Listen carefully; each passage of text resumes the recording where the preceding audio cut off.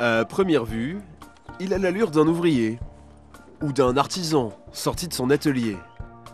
Et pourtant, le chantier dont il s'occupe ne fait quasiment pas de bruit. Ou plutôt, disons qu'il ne sonne pas comme on s'y attend. Là, je remets en place au niveau de l'harmonie pour vraiment avoir quelque chose de juste, d'harmonieux et surtout d'équilibré. Florent Cornu exerce un métier pas banal, celui d'accordeur de piano. Un travail minutieux sur chacune des 230 cordes de l'instrument.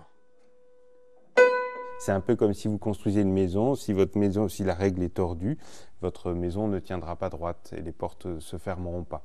Alors tout simplement, il faut en musique avoir une gamme juste pour pouvoir appliquer l'harmonie, voilà, et avoir les émotions qui vont avec.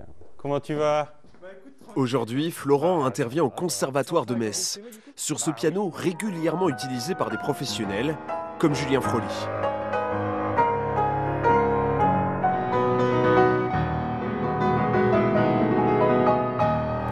Oula, oui, alors hop.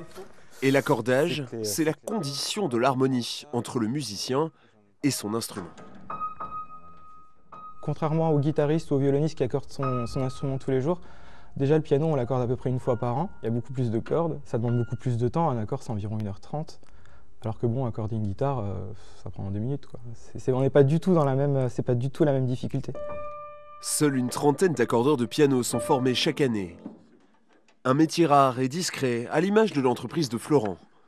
Pour trouver sa petite manufacture, il faut se rendre dans le village de Nauvian-au-Pré, 233 habitants. Ici, Florent s'occupe de pianos, parfois centenaires. Donc là, on a un piano qui n'est pas refait, de la marque Blüthner.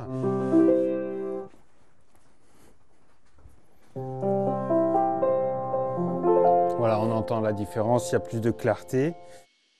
Dans son atelier, Florent ne se contente pas d'harmoniser des notes. Il restaure les pianos entièrement et travaille le bois.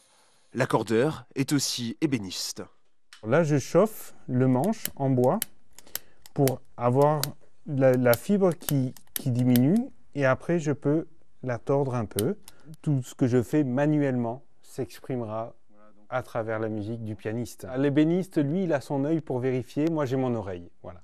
Mais à la base, effectivement, on fait le même métier, manuel. Un travail de doigté qui fait toujours vibrer ce passionné de musique, depuis l'âge de ses 17 ans.